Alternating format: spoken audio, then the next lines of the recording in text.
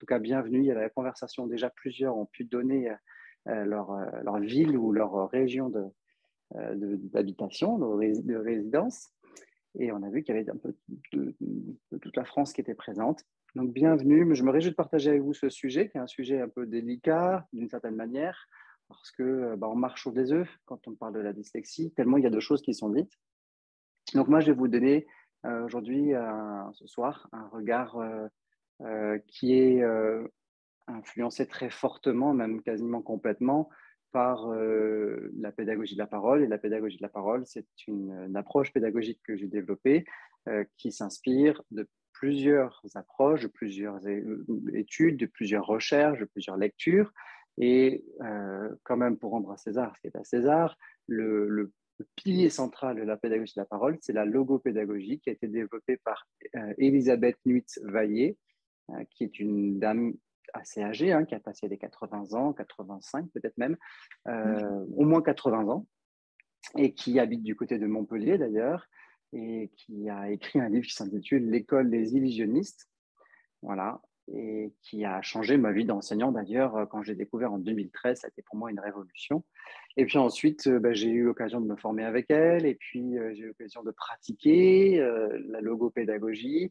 Et ensuite, j'ai eu envie d'aller creuser un peu ailleurs pour voir si d'autres approches, d'autres auteurs, d'autres neuroscientifiques, d'autres pédagogues abondaient dans ce sens-là. Et c'est le cas.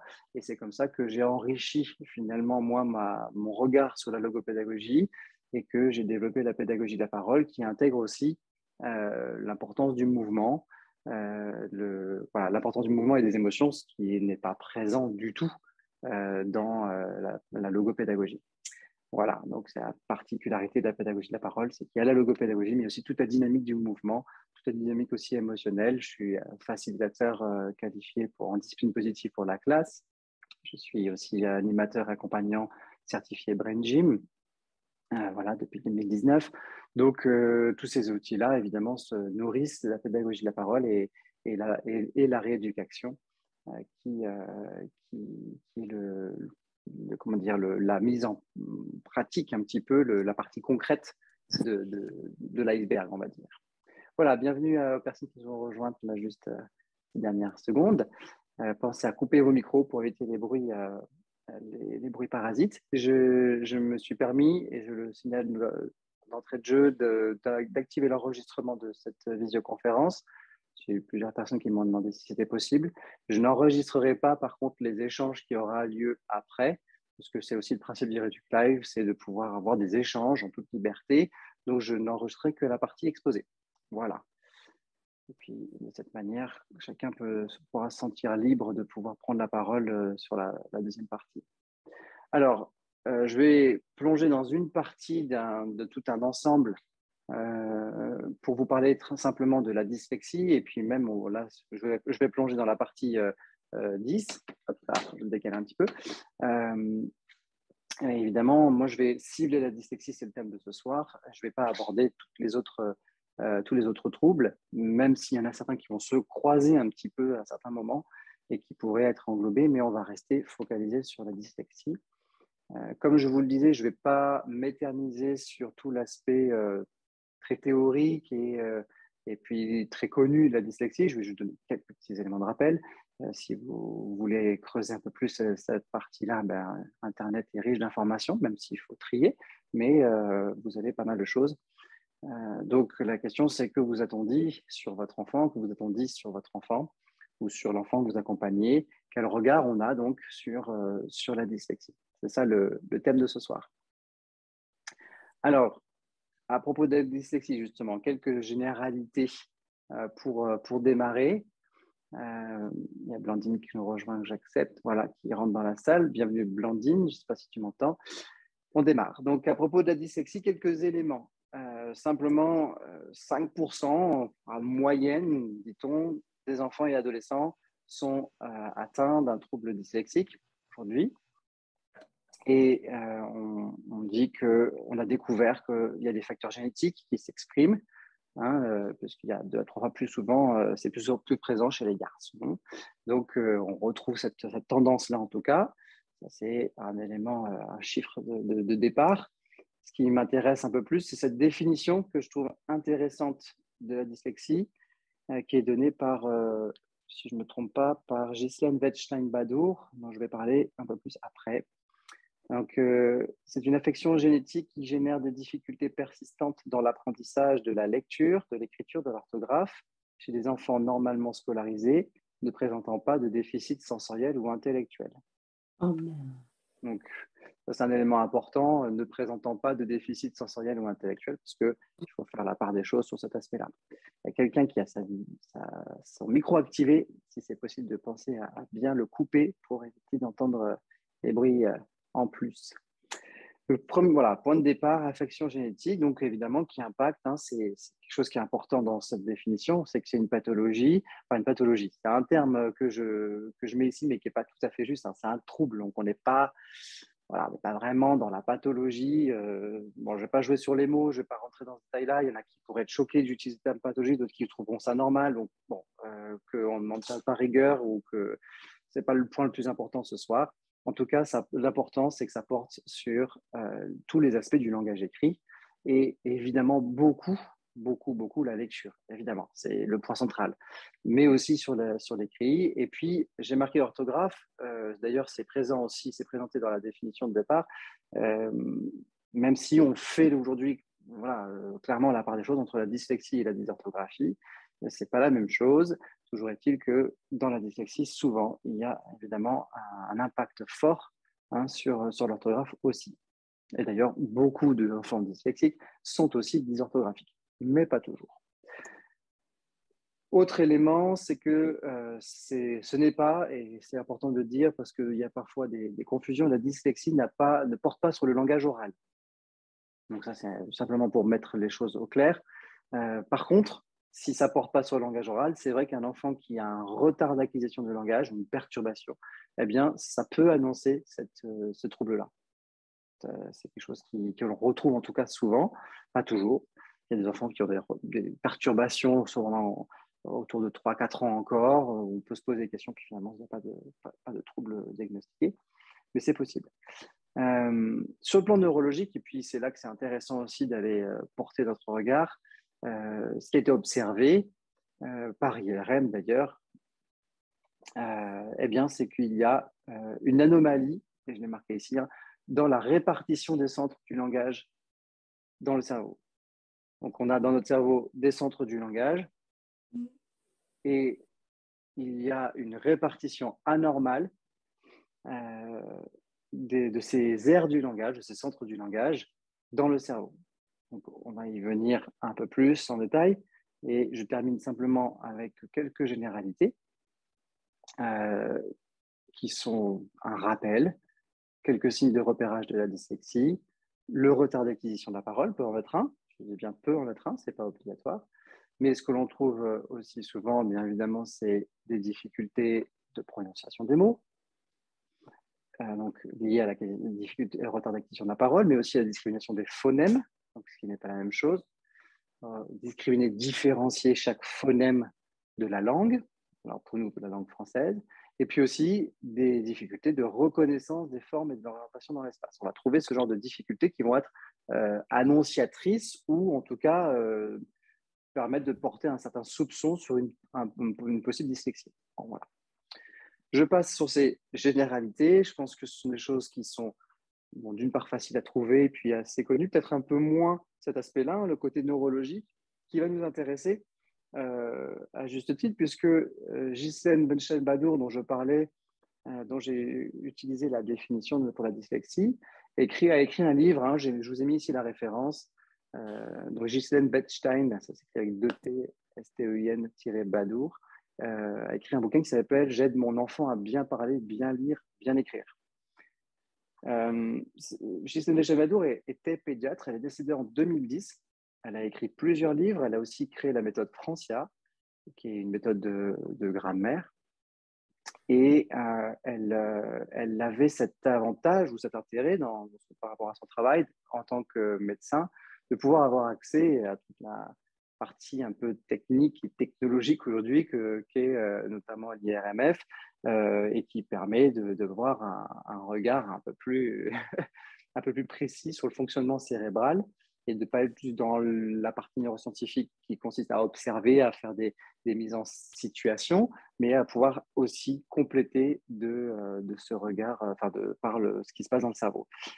Et puis, en tant que pédiatre, elle a focalisé vraiment son travail tout au long de sa vie sur les enfants en difficulté d'apprentissage. Ça a été voilà, vraiment la pointe de son métier pendant tout son temps où elle a pratiqué.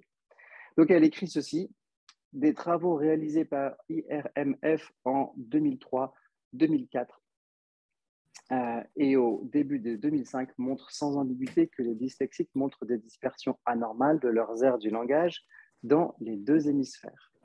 C'est très vraisemblablement cette anomalie anatomique qui est à l'origine de leurs difficultés.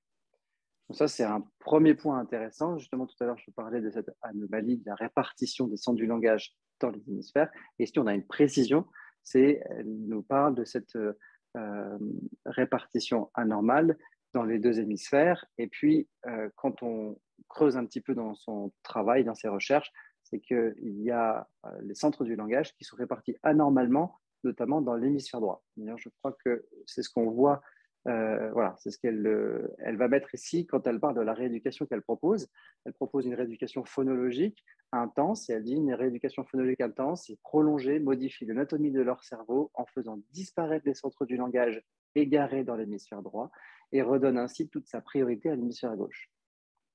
Alors attention, je précise tout de suite que même si le docteur Westenbadur utilise cette exception de hémisphère gauche et hémisphère droit, on n'est pas ici dans le débat de savoir si on est plus hémisphère gauche, plus hémisphère droit, etc. On sait aujourd'hui que c'est plus complexe que ça et qu'il n'y a pas des fonctionnalités à gauche et des fonctionnalités à droite, mais que souvent ça recroise plusieurs zones qui se trouvent à gauche et à droite.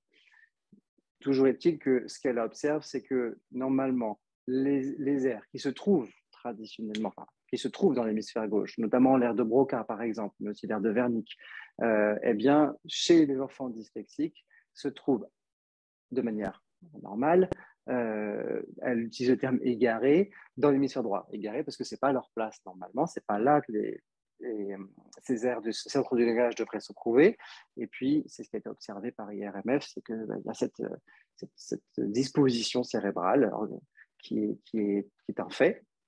Et son expérience et sa recherche, c'est que quand on fait une rééducation phonologique intense et prolongée comme elle l'écrit, eh bien, ça se rééquilibre, si on pourrait dire. En tout cas, les aires qui étaient parties à droite et qui ne devaient pas y être se retrouvent leur place et leur priorité au niveau de l'hémisphère gauche. Donc, c'est ça qui est intéressant.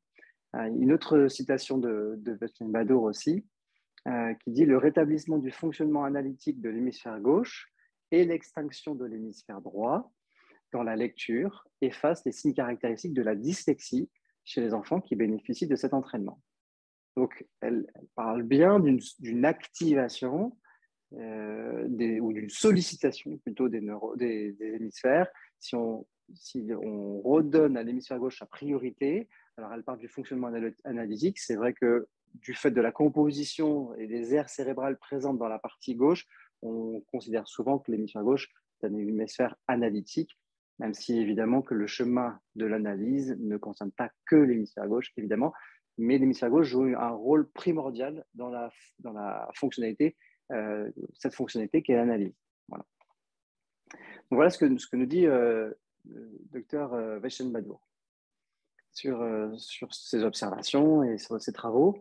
Une dernière citation de Westenbadur qui nous dit « Si tous les enfants étaient soumis à un apprentissage phonologique systématique, ils parviendraient tous à lire et à écrire, qu'ils soient dyslexiques ou non. » Donc là, c'est intéressant parce qu'on peut se poser la question, est-ce que notre cher docteur Westenbadur a raison? Est-ce qu'un apprentissage phonologique serait la solution finalement pour éviter, dira-t-elle même, que les enfants même dyslexiques puissent parvenir à lire et à écrire de manière tout à fait normale? Donc pour ça, on a d'autres recherches, d'autres auteurs, d'autres études qui ont été menées, notamment, je pense à Steve Masson qui relate dans son livre Activer ce neurone que j'ai ici, une étude, des études d'ailleurs, plusieurs études, une étude de Dehaene, 2002 de Shevitz, 2007 de Yoncheva, je peux vous mettre dessus si vous voulez, et de Yoncheva et McCordis 2015, plusieurs études qui ont montré un petit peu justement l'importance de privilégier une approche graphophonétique qui va donc, et là du coup je donne tout de suite la réponse à ma question, qui va dans le sens, qui va abonder dans le sens du docteur Westenbadur. Je vous lis un petit passage du livre donc, de Steve Masson, je crois que c'est page 30. Où est-ce que j'ai mis ça? Oui, c'est ça. Alors, je vous lis ce passage-là, page 30-31, donc dans ce bouquin de Steve Masson, qui écrit « Plusieurs recherches attestent que les personnes ayant appris à lire activent de façon prédominante l'hémisphère gauche de leur cerveau lors de la lecture, en particulier une région que l'on appelle le cortex occipito-temporal gauche, située à l'intersection entre le lobe occipital de l'arrière du cerveau et le lobe temporal du côté du cerveau. Cette région devient d'ailleurs de plus en plus activée au cours de l'acquisition de la lecture, et en général, plus elle est activée, plus une personne est compétente en lecture. Donc ici, il pose les éléments de base, c'est que pour finalement lire de manière efficace, il faut activer cette région donc, qui se trouve dans l'hémisphère gauche, qu'il a désigné comme étant le cortex occipito-temporal gauche.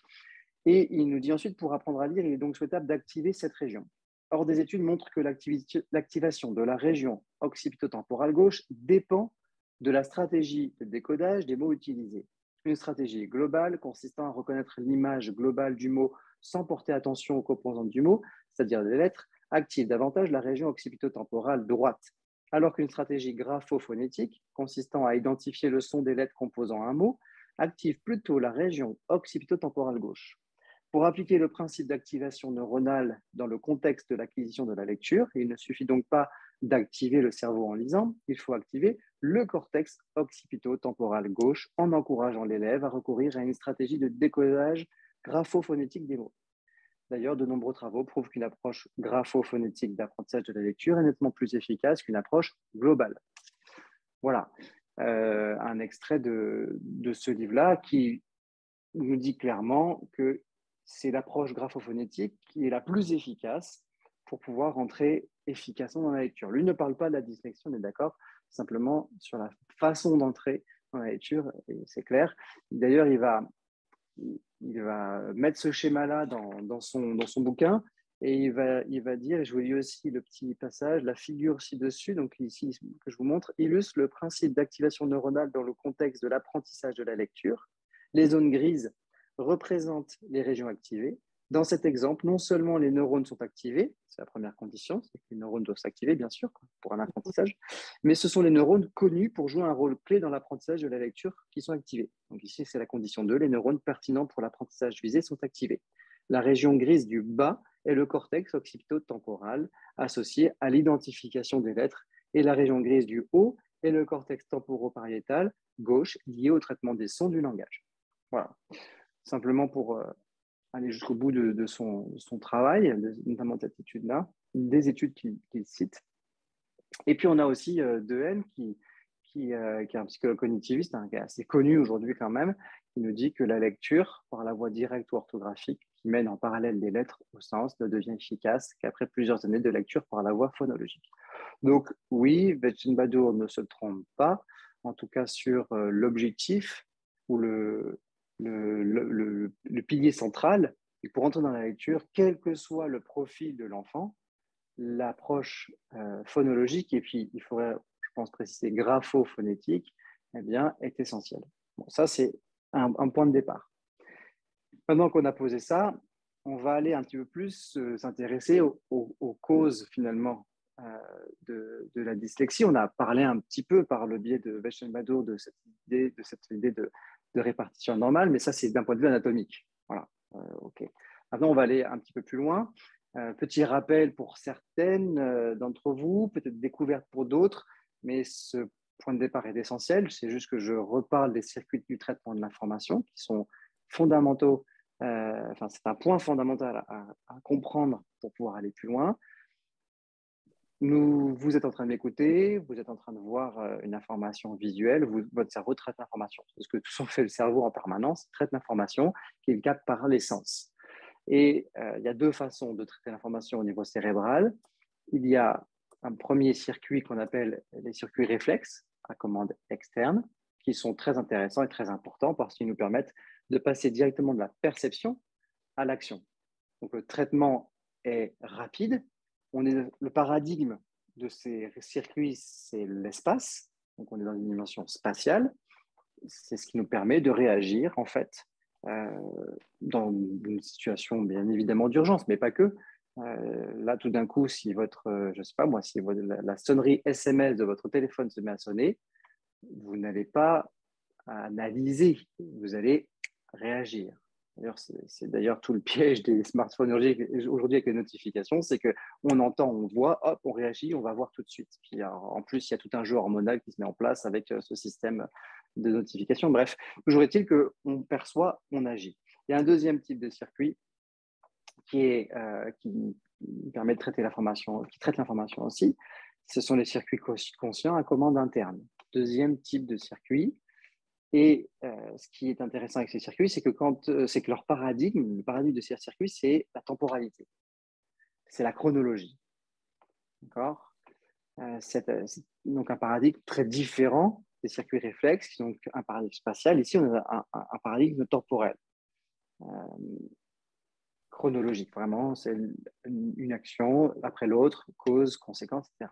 Et ce qui est important à retenir aussi pour ces circuits conscients, c'est que quand on sollicite ces circuits conscients à commande interne, alors on a accès à des facultés, des compétences qui sont aussi très importantes, que sont la capacité de faire des liens logiques, la capacité à porter son attention sur le détail de manière consciente, de manière consciente, c'est-à-dire qu'ils nous permettent d'en faire quelque chose, parce qu'on peut aussi percevoir les détails de manière réflexe, mais du coup, on est dans l'intuitif et on ne peut pas en faire la même chose.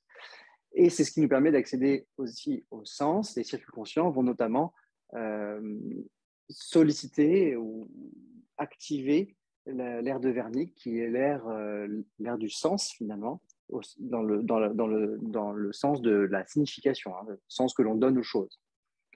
Voilà. Et ce qu'il faut retenir, une dernière chose sur ces circuits conscients à commande interne, puisqu'ils sont temporels, eh bien, c'est qu'ils sont 4 fois plus lents en termes de traitement de l'information. Le traitement de l'information est 4 fois plus lent. Ce n'est pas les circuits qui sont plus lents, c'est le traitement de l'information qui est plus lent que dans les circuits réflexes à commande externe. Évidemment, ici, on voit bien qu'il y a une différence qui est nette et très importante, surtout aujourd'hui par rapport à la partie très culturelle, très sociétale du tout va vite. Ça, c'est un élément important. La clé des circuits conscients, du coup, parce qu'on a vu qu'il y a 2 types de circuits, donc on peut se dire, bah oui, mais alors comment j'active tel ou tel circuit? Eh bien, comment j'active tel ou tel circuit? La neurologie nous montre que quand on veut solliciter ces circuits conscients à commande interne, il y a une chose à faire, c'est de verbaliser. C'est d'activer notamment les fameux centres du langage, dont parle Bado, dont parle Steve Masson, etc. Enfin, là, et parmi ces centres du langage, il y a notamment l'aire de Broca. Et quand j'active cette aire du langage, quand je verbalise, quand je m'entends parler, quand je m'entends lire, quand je m'entends écrire, eh bien, je sollicite ces circuits conscients. Alors, je n'ai pas le temps de développer cet aspect que je vais donner juste, c'est que ça, évidemment, il y a aussi la possibilité d'avoir une parole intuitive qu'on va opposer à la parole consciente. Je peux aussi parler de manière totalement intuitive, c'est-à-dire sans avoir pour autant accès à la logique, aux détails, etc. Tous ces éléments-là. Donc ça, c'est un autre aspect, rééduquer la parole consciente, que je ne développe pas là, mais qui est à avoir en tête. Ce n'est pas parce que l'enfant parle que forcément il sollicite un circuit conscient. Ça dépend si sa parole est intuitive. Toutefois, vous aurez par la suite, là, dans la suite de cet exposé-là, vous aurez des éléments qui vous permettent de comprendre ce qu'est une parole finalement intuitive par rapport à une parole consciente, par rapport à ce que je vais vous donner après. Je termine juste sur que des circuits conscients, quand même, pour que vous sachiez que cet éclairage-là qui nous vient d'Elisabeth Nuits-Vaillé dans la logopédagogie est en fait issu d'une expérience qu'elle a vécue et qui est en fait le point de départ de cette compréhension du fonctionnement cérébral et de ses conclusions avec une situation qu'elle a vécue en séance. Elle était chez elle en séance. Elle accueillait une jeune fille dyslexique d'environ 7 ans, je crois, 7 ans et demi, et elle lui demande dans la séance d'écrire le mot député.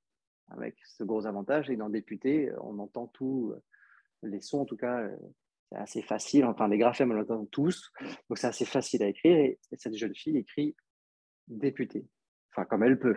Et elle écrit ceci, voilà. Donc, c'est assez classique, finalement, cas classique d'une enfant dyslexique qui veut écrire un mot, mais qui n'arrive pas à l'écrire correctement. Elle ne s'en rend pas compte, évidemment, elle a fait de son mieux. Et Elisabeth Nuits va lui demander, dans la minute qui suit, dans la seconde qui suit, juste après, lui dire, OK, maintenant tu vas écrire le mot député, tu vas l'écrire en parlant à voix haute, en écrivant à voix haute, pardon, en parlant, oui, en t'entendant, parlant à voix haute, tu vas dire à voix haute ce que tu es en train d'écrire au moment où tu l'écris. Et cette jeune fille écrit le mot député dans la seconde qui suit, correctement, sans aucune erreur. Donc ça, c'est le point de départ de ces circuits conscients, de cette compréhension des circuits conscients et de ce qui finalement va amener toutes ces conclusions et ces recherches aussi, orienter les recherches d'Elisabeth Litz sur les troubles d'apprentissage et puis sur ce côté, d'un côté des apprentissages intuitifs et de l'autre côté conscient, un apprentissage conscient. Voilà. Alors, on en arrive du coup, puisqu'on est dans la partie des causes. La cause réelle de la dyslexie, je mets de côté la partie anatomique. Je parle ici de manière beaucoup plus fonctionnelle. Eh bien, la dyslexie, c'est le résultat d'une construction entre 0 et 6 ans, d'une lecture qui se fait hors parole, du coup, parce que hors parole veut dire traité par les circuits réflexes, donc de manière intuitive. Et c'est aussi le résultat d'une lecture qui s'est construite de manière hors sens. Alors, on n'est pas dans une formation, je n'ai pas le temps de développer. Simplement, pour vous donner l'exemple qui me semble le plus flagrant, j'aurais dû prendre une photo avec moi d'un bouquin, d'un album pour enfants. L'exemple le plus caractéristique qui montre que nos enfants, depuis déjà plusieurs dizaines d'années déjà, sont baignés dans ce hors-sens, ce sont les albums pour enfants dans lesquels vous trouvez une grande image, une petite phrase en dessous, et puis vous avez sur la page d'à côté une grande image et une autre phrase. Et la première phrase dit quelque chose de l'histoire, la deuxième, on va dire l'élément A dans la chronologie de l'histoire, et la deuxième phrase sur la page de droite donne pas l'élément B de l'histoire, elle donne l'élément C. L'élément B étant l'image. Donc il y a un pont intuitif qui est créé au niveau de l'histoire et l'enfant qui lit, qui se fait lire l'histoire, évidemment, parce qu'il ne lit pas généralement, il se fait lire l'histoire, il comprend très vite qu'en fait, entre ce qui est dit par le parent ou par l'enseignant ou par l'éducateur, ce qui est dit verbalement, ce qui permet de faire le lien, c'est quoi? C'est l'image. Et l'image, il y accède comment? De manière intuitive, de manière visuelle. Il est sur les circuits réflexes. Il n'est pas dans l'analyse de l'image, etc. Il perçoit et il fait le lien immédiat. Et donc, on est dans du hors-sens complet au niveau du textuel. Le texte ne dit pas tout et il va falloir faire le lien avec autre chose. Sauf que quand il n'y a plus d'image, il manque quelque chose. Et donc, on n'a plus tous les éléments. Donc, c'est un exemple qui montre bien que nos enfants, et depuis plusieurs générations, sont baignés dans cette lecture hors sens. Et en grande cause, en tout cas ici par rapport à l'exemple, la littérature pour les tout petits, les albums pour les enfants, tout ce qui est autour des albums illustrés, où l'image prend une place prédominante et vient remplacer le sens qui normalement est donné par le texte. Alors, ça pourrait être bénéfique, à mon sens, je pense que ça pourrait devenir bénéfique si on l'utilisait de manière très analytique, en en prenant le temps de faire le pont justement de sens entre le texte, l'image, le texte, faire comprendre à l'enfant qu'en fait on comprend la suite de l'histoire, on comprend l'élément manquant grâce à l'image, et que cette image finalement on pourrait la remplacer par une phrase, et ainsi de suite. Bon, mais évidemment on n'est plus dans l'histoire du soir qui dure quelques minutes, et surtout pour un enfant qui a peu de capacité attentionnelle. Voilà, et une dernière chose aussi qui explique clairement la dyslexie. Alors, j'ai marqué ici dyslexique phonétique, visuelle, sémantique. C'est un peu les catégories. Il y a des noms plus complexes que ça, mais je pense que ça traduit bien les 3 catégories de dyslexie: phonétique, visuelle, sémantique. Sémantique étant sur le sens, visuel justement tout autour des confusions, et puis phonétique davantage sur la discrimination phonémique. Voilà. Et le dernier élément, c'est l'œil en avant. Et c'est quelque chose qu'on retrouve très souvent chez les enfants dyslexiques. Et quand on a perçu ça, ça devient beaucoup plus facile du coup de pouvoir les accompagner et de pouvoir les aider à retrouver leur potentiel de lecture. L'œil en avant, c'est quelque chose qui s'observe très rapidement chez un enfant. C'est que son œil, clairement, va aller chercher la suite du mot, voire la suite de la phrase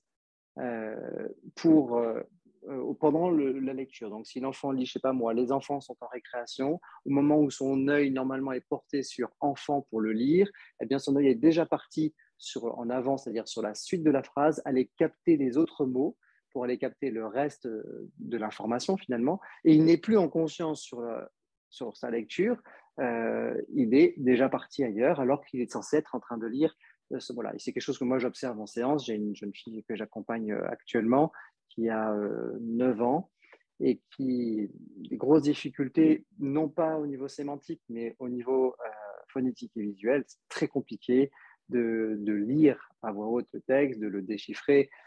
C'est très compliqué parfois de faire la différence entre certaines lettres.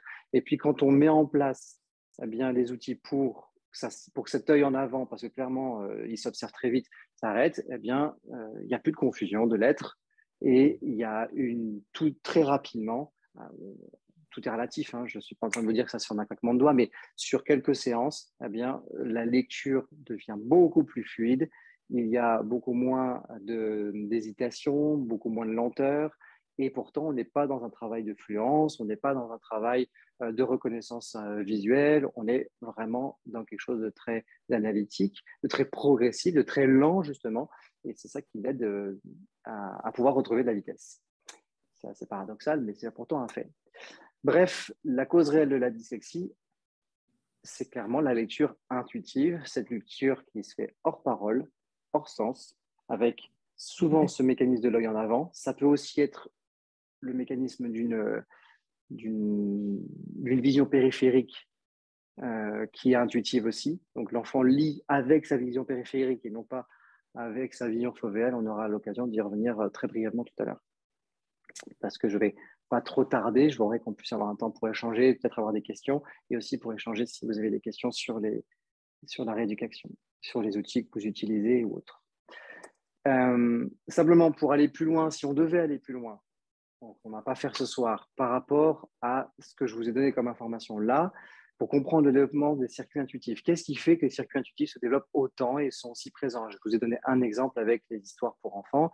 Il faudrait aller questionner les pratiques pédagogiques, évidemment, parce que ça fait partie, il n'y a pas que ça.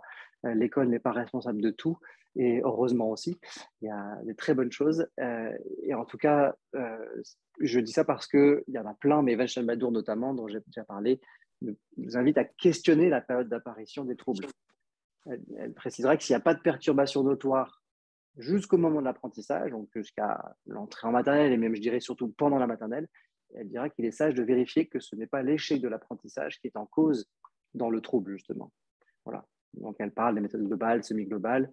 Ça, c'est un autre élément, je n'ai pas le temps de développer. Si on veut aller comprendre aussi ces circuits intuitifs, il faudra aller creuser du côté des habitudes éducatives. Voilà. Et on pourra aussi aller chercher du côté des phénomènes culturels, qui sont très forts aujourd'hui, évidemment, notamment par rapport aux écrans.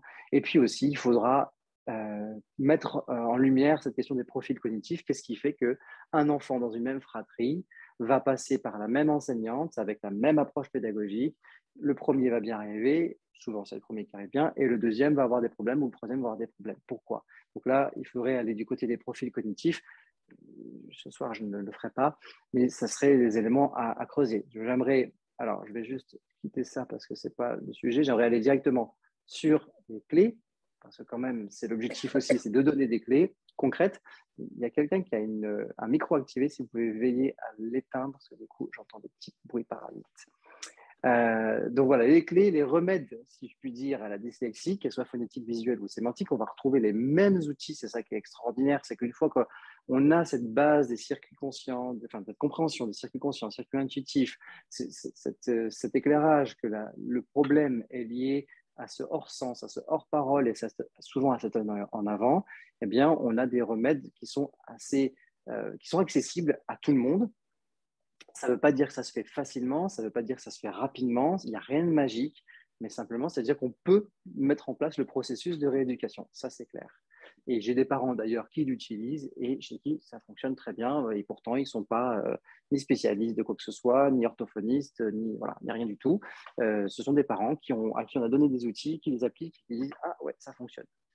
Alors en séance, bien évidemment, moi je le constate, je travaille avec une autre personne sur Paris qui a la même formation que moi et on a les mêmes résultats, les mêmes constats.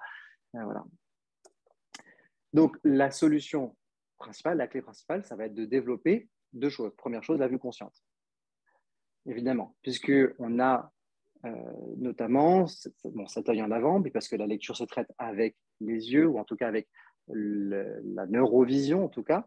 Donc, il va falloir développer cette vue consciente. Pour développer cette vue consciente, il va falloir la travailler ou la reconstruire. Et puis, du coup, on a la même chose si on veut développer correctement la lecture. Il faut aussi travailler la vue consciente dès le plus jeune âge. Alors, je ne vais pas m'éterniser, mais donner quelques éléments, les éléments fondamentaux, à mon sens, de la vue consciente. Déjà, c'est solliciter les 5 composants de la vue de manière consciente, c'est-à-dire à chaque fois par la verbalisation de l'apprenant. Alors, les 5 composants de la vue, je ne vais pas les développer ici, mais simplement vous dire que c'est quelque chose qui se travaille, par exemple, de manière très concrète dans le Discricolor, pour celles et ceux qui ont déjà le parcours 1, le parcours 1 à disposition, notamment le Discricolor. Dans le parcours 1, eh bien, c'est un outil qui est excellent pour développer les 5 composants de la vue. Et dans le livret qui accompagne le Discricolor, enfin tout le parcours 1, il y a la liste des composantes de la vue. Il y a un deuxième aspect, c'est la discrimination fine. Discrimination fine, discrimination visuelle, bien sûr, fine. Et une activité que j'utilise pour ça, qui s'intitule l'activité indissage, ça vous dit peut-être quelque chose, c'est la première activité du parcours 3. Alors, je dis première, ça dépend si vous avez la formule clairement avec 4 activités ou la formule complète avec 6 activités. Évidemment, si vous en avez 4 ou 6, ce n'est peut-être pas la première. Mais en tout cas, c'est une des activités du parcours 3 qui est excellente pour développer la discrimination visuelle fine et en même temps travailler les stratégies de mémorisation. Autre aspect en jeu, c'est le passage de la ligne médiane. Alors pour le passage de la ligne médiane, il y a plein d'activités hors parcours rééducation. Bien sûr, il y a l'activité ensuite dans le parcours 2, qui se trouve aussi dans le programme de graphomotricité, avec le 8 en bois. Là, on va vraiment avoir un travail du passage de la ligne médiane. Et puis, vous allez avoir le brain gym en général, plein de mouvements de brain gym. Et puis, vous allez avoir aussi les neuroballes, qui vont être excellentes pour travailler le passage de la ligne médiane de manière très dynamique. Voilà. Autre caractéristique, c'est l'intégration du champ médian. Et le champ médian, il se répartit, vous savez, la vision binoculaire, avec un champ médian qui correspond à notre espace de lecture de travail, si on peut dire. Et puis, ce champ médian, il y a quand même un champ médian gauche, un champ médian droit. Il y a une partie gauche, une partie droite. Et pour ça, alors il y a le dessin bilatéral qui est une excellente activité qui est notamment proposée dans l'activité jumeaux dans le parcours numéro 2. C'est pour toutes celles qui ont déjà le parcours 2. L'activité jumeaux permet de travailler des dessins bilatérales avec comme base le créneage en miroir, ce mouvement de brain gym, avec une application sur les lettres, etc., les mots. Puis l'activité ensuite, avec le côté recto du 8 en bois, où il y a les 2 cercles, on va aussi travailler sur l'intégration du champ médian, de chaque champ médian. Voilà, ça c'est première chose à faire, premier remède, c'est la vue consciente. Et c'est incontournable, notamment dans la construction et le développement chez l'enfant.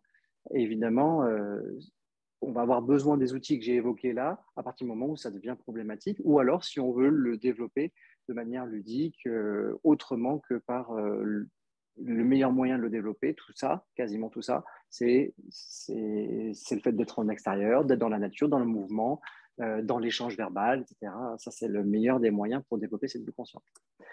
Deuxième catégorie de remède, c'est développer la lecture consciente, évidemment. Parce que le problème, c'est la lecture intuitive. Donc, l'objectif, c'est de développer la lecture consciente. Je vous donne ici les clés pour travailler la lecture consciente. Et à partir de là, on peut vraiment accompagner n'importe quel enfant. Ça ne veut pas dire que certains vont demander beaucoup plus de temps que d'autres. Certains vont demander beaucoup de rigueur dans ce travail de lecture consciente. Chez certains, ça peut être assez rapide. Et cela dit, elles sont valables autant avec des adultes qu'avec des enfants. Et elles ne seront pas nécessaires pour un enfant qui n'a pas de problème. Évidemment, ça ne servira à rien de lui faire ça si un enfant a une bonne lecture. Et quand je dis une bonne lecture, c'est évidemment le déchiffrage, mais c'est surtout l'accès au sens et l'accès à l'implicite. Voilà. Donc, première clé, c'est l'évocation. C'est le point de départ. Alors, l'évocation, on pense à l'image mentale, évidemment, mais en pédagogie de la parole, et pour reprendre ici aussi le travail d'Elisabeth Mitz en logopédagogie, le principe de l'évocation, c'est la reformulation. La reformulation verbale, par l'apprenant. Quand l'apprenant reformule avec ses propres mots la phrase ou le bout de phrase qu'il vient de lire, il stimule son évocation, son geste mental, donc il nourrit, il fait fonctionner ce processus de l'évocation. Et donc, pour un enfant qui est très en difficulté, j'en ai un autre en séance actuellement qui a tendance aussi au potentiel, enfin, il est diagnostiqué d'ailleurs au potentiel, il n'est pas que tendance, il est diagnostiqué aussi au potentiel. Il lit très bien, enfin, il lit plutôt bien, mais par contre, il ne comprend rien. Donc là, on est plutôt dans la dyslexie sémantique. Et là, le travail, c'est d'abord sur l'évocation. C'est-à-dire que je ne laisse pas passer 3 phrases. Je ne vais pas attendre 3 phrases pour lui demander de reformuler une idée. Je vais lui demander de reformuler chaque idée de la phrase. Si dans la phrase, il y a 4 idées, bon, c'est qu'elle est peut-être un peu trop complexe, mais on va dire s'il y a 2 idées dans la phrase, je m'arrêterai à la fin de la première idée et je demanderai de reformuler avec ses propres mots.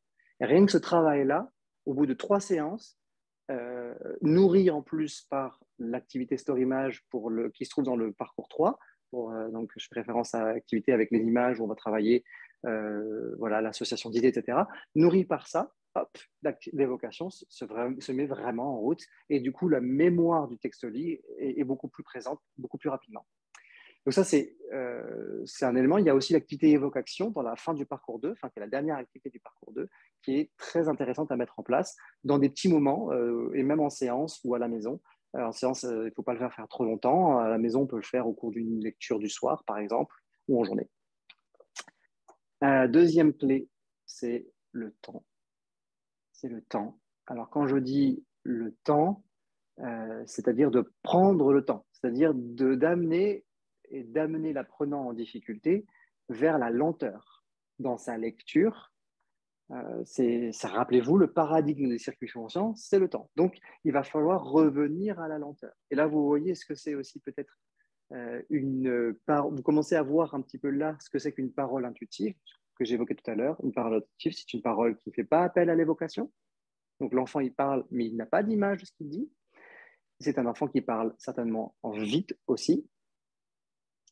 Ça, c'est un autre élément. Donc, par rapport au temps, et là, je vous renvoie à l'activité du parcours 1 que vous avez peut-être déjà pratiqué. Je suis sûr qu'il y en a plein qui l'ont déjà pratiqué. C'est l'activité situation. L'activité situation qui permet de travailler justement sur cet ancrage temporel et chronologique avec les différentes périodes passées, présentes, futures. Voilà, évidemment, ici, on parle de la lecture, mais pour l'écriture, c'est pareil. La lecture et l'écriture sont temporelles, sont très temporelles. Parce que quand je lis, je suis en permanence sur quelque chose de présent, mais je laisse derrière moi quelque chose et je vais vers quelque chose. Donc, la lecture et l'écriture sont intimement reliées à la temporalité passé, présent, futur. Donc, ces 3 périodes-là doivent être ancrées consciemment chez l'enfant, en vécu, et l'activité situation le propose de le faire. Autre clé de la lecture consciente, c'est l'articulation. Et oui, la lenteur nous amène à l'articulation. Mais c'est 2 choses différentes. Je peux parler lentement sans articuler. Et là, l'idée, c'est d'amener l'enfant et d'inviter l'enfant ou l'adulte à articuler ce qu'il lit et de prendre du temps à le faire volontairement pour que, en articulant, il active correctement ses mâchoires, sollicite du coup les centres du langage et notamment l'aire de Broca, et ainsi de suite. Parce que quand on active nos mâchoires, on active notre aire de Broca. Ça, c'est une découverte des neurosciences. Voilà, ça permet de sortir de la parole intuitive complètement. Donc ça, c'est un autre élément voilà, qui permet de travailler la lecture consciente. Et le dernier élément, c'est d'utiliser un cache. Alors, c'est quelque chose qui est assez connu, le cache, mais comment? Parce que le cache, souvent, moi j'en ai entendu plein de types de cache. Pour une lecture consciente, on va faire tout ça, tout ce que je dis avant, mais on va aussi, du coup, et c'est finalement c'est le point qui vient peut-être en premier, c'est-à-dire qu'on va commencer la lecture en utilisant un cache qui cache évidemment ce qu'il y a en dessous. C'est un élément important. On va cacher ce qu'il y a en dessous, mais on va cacher les mots qu'il y a après. Voilà, on va cacher l'ensemble, ce qu'il y a après et ce qu'il y a en dessous. Et puis on ne va pas seulement cacher les mots qu'il y a après, on va cacher toutes les lettres qu'il y a après la première, finalement. Alors, ça va dépendre du degré de difficulté, on pourrait dire de dyslexie de l'enfant, mais plus l'enfant est en difficulté, plus je vais revenir à la lettre et je vais montrer le mot lettre par lettre, et l'enfant va revenir à ce décodage, ce déchiffrage, on va dire. Alors, le mot déchiffrage, il n'est pas très juste, mais vous comprenez ce que je veux dire. Voilà, donc on va l'amener à lire lettre par lettre, puis progressivement, on va aller un peu plus vite et peut-être sortir syllabe par syllabe, hein, de manière à ce que l'enfant puisse passer ensuite de ce lettre à lettre à syllabe par syllabe. Et en fait, le fait de repasser par ce circuit avec le cache, en articulant, en prenant le temps, c'est-à-dire je ne monte pas trop vite, et puis en sollicitant à la fin d'une première idée la reformulation pour que l'évocation s'active, eh bien, la lecture consciente est travaillée et ça va assez rapidement chez certains enfants, parce que certains enfants, il leur manquait juste finalement ce lien qu'est la parole, qui est la verbalisation, mais avec ces caractéristiques-là. Faut quand même comprendre que quand on travaille de cette manière, notamment avec le cache, on sollicite la zone fovéale. La zone fovéale, ça vous dit bien quelque chose, hein, ça vient de la fovea, qui est la partie centrale de la rétine, où la vision des détails est la plus précise. Donc, la zone fovéale, c'est la zone du champ visuel où l'activité visuelle est maximale. Voilà. Bon, c'est une zone où il y a le rassemblement de la majorité des cônes, hein, ces fameux photorécepteurs qui sont dans nos yeux là. Donc, cacher tout va permettre d'éviter déjà du découragement, parce qu'il y a des enfants qui, si on leur cache déjà, il y a des symptômes de dyslexie qui partent parce qu'il n'y a plus l'appréhension de tout ce qu'il y a à lire. Ça, déjà, c'est très, très bien. Mais surtout, ça va éviter l'œil en avant. Cette jeune fille que j'accompagne qui a 9 ans, en utilisant le cache, eh bien, c'est comme ça que j'ai su qu'elle avait l'œil en avant de manière certaine. C'est-à-dire que quand je déplaçais mon cache trop vite et que je dévoilais soit le mot entier, soit les trois quarts du mot, eh bien, directement, c'est pas qu'elle était paniquée, mais elle n'arrivait plus à lire le mot. Elle n'arrivait plus à faire le décodage. Et si je revenais et que j'y allais plus lentement, il n'y avait plus de souci. Et les mots où c'était plus flagrant, c'est les mots qui commençaient par un D, par exemple, ou par un B, forcément. Si ça commençait par un D et que j'allais un tout petit peu trop vite sur le déplacement du cache, eh bien, elle prononçait B. Si je revenais sur la première lettre, sans rien dire, hein, je revenais à la première lettre, elle prononçait D immédiatement. Et quand j'ai fait attention, du coup, voyant le degré où elle en était au niveau de sa lecture, et que j'ai fait très attention d'y aller lettre par lettre, il n'y avait plus aucune confusion de lettres. Donc, clairement, la confusion de lettres est liée à une lecture intuitive et non pas à une lecture consciente. Et une fois qu'on remet ça en place, et je vous dis, au bout de 4 séances maximum, eh bien, sa lecture se fluidifie. Je peux passer à la syllabe. Et quand je vois que ça revient à une confusion de lettres, voilà, le côté visuel, hop, on va reprendre le temps de faire le mot. Mais ça devient très, très rare, finalement, sur un petit texte. Et ça se règle très, très rapidement. Voilà, alors bon, il y aurait besoin de prendre le temps de donner beaucoup plus d'informations, mais vous voyez que là, ici, je vous donne les éléments principaux. Et d'emblée, déjà, vous pouvez dès demain tester. C'est très efficace. Ça demande de la rigueur, de ne pas soi-même aller trop vite, parce que finalement, le problème de nos circuits intuitifs, circuits conscients, c'est nous. C'est que nous, souvent, allons déjà trop vite en tant qu'adultes. Et c'est ce que je dis très souvent aux enseignants que j'accompagne, enseignants ou autres professionnels, mais c'est souvent aux enseignants et parents que je le dis, c'est que nous avons tendance à parler très vite aux enfants. Et les enfants ont un temps de traitement de l'information qui est plus lent au niveau auditif que les adultes. Donc, ça, c'est un élément où on doit se faire un petit peu violence quand on commence ce genre de travail parce on est dans un rythme un petit peu effréné. Voilà. Voilà. Alors, ce que j'ai pas évoqué, c'est ce qui m'est venu tout à l'heure quand j'ai vu l'articulation là, l'activité Dis-moi tout, que je sais que plusieurs ont testé, l'activité Dis-moi tout dans le parcours 2, eh bien, permet de travailler cette articulation parce qu'on va épeler les phonèmes. On va travailler du coup ensuite sur l'articulation du mot en ayant bien conscience des phonèmes qui le constituent. Voilà, je vais m'arrêter là. Je vais m'arrêter ici